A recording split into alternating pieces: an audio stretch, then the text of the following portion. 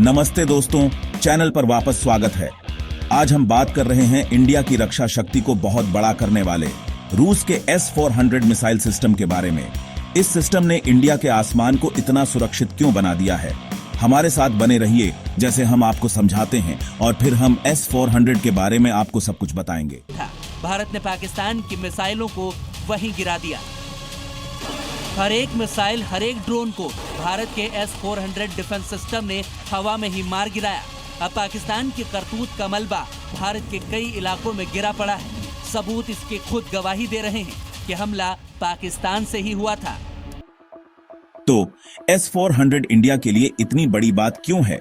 India ने 2018 में रूस के साथ 5 S-400 सिस्टम खरीदने के लिए $5.4 बिलियन का सौदा किया था, जिसकी डिलीवरी 2021 में शुरू हुई।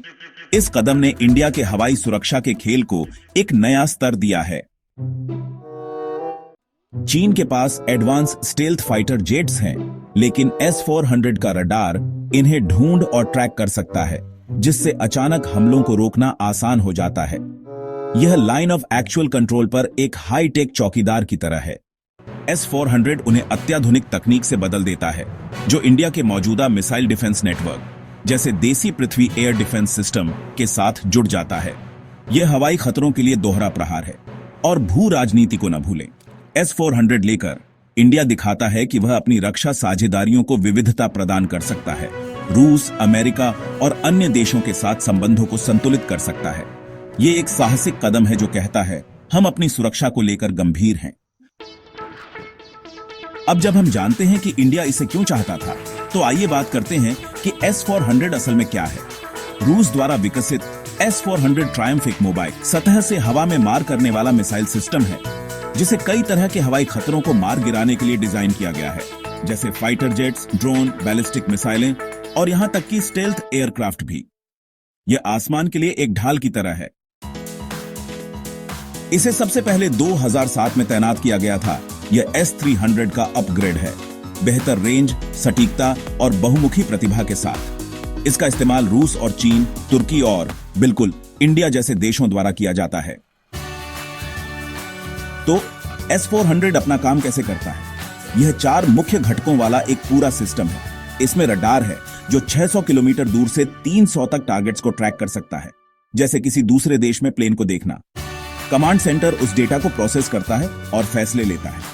लॉन्चर में कम दूरी या लंबी दूरी के खतरों के लिए 400 किलोमीटर तक अलग अलग मिसाइलें होती हैं और सहायक उपकरण इसे सुचारू रूप से चलाते रहते हैं। यह एक साथ 80 टारगेट्स पर हमला कर सकता है और मोबाइल है, इसलिए इंडिया इसे बिना किसी देरी के सीमा या प्रमुख शहरों जैसे हॉटस्पॉट पर ले जा सकता है। S-400 सिर्फ इंडिया के लिए ही बड़ा नहीं है, यह एक ग्लोबल गेम चेंजर है। स्टेल्थ तकनीक का मुकाबला करने और विशाल हवाई क्षेत्र को नियंत्रित करने की इसकी क्षमता इसे हमलों के खिलाफ एक निवारक बनाती है। लेकिन इसने विवाद भी खड़ा किया है। इंडिया को अमेरिका से दबाव का सामना करना पड़ा, जो नेटो सहयोगी के साथी द्वारा रूसी तकनीक खरीदने को लेकर खुश नहीं था। क्यों? डेटा शेयरिंग और पश्चिमी सिस्टम के साथ अनुकूलता को लेकर चिंताएं। फिर भी इंडिया आगे बढ़ा, अपनी रणनीतिक स्वतंत्रता दिखाते हुए।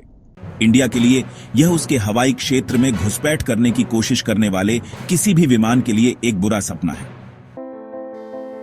और यही कहानी है कि कैसे S-400 ने इंडिया की रक्षा को सुपरचार्ज किया है और यह दुनिया भर में इतनी बड़ी बात क्यों है।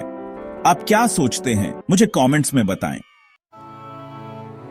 अगर आपको यह वीडियो पसंद आया हो तो लाइक बटन दबाएं, सब्सक्राइब करें और ज्यादा डिफेंस और टेक कंटेंट के लिए बेल आइकॉन दबाएं। देखने के लिए धन्यवाद और मैं आपसे अगले वीडियो में मिलता हूं।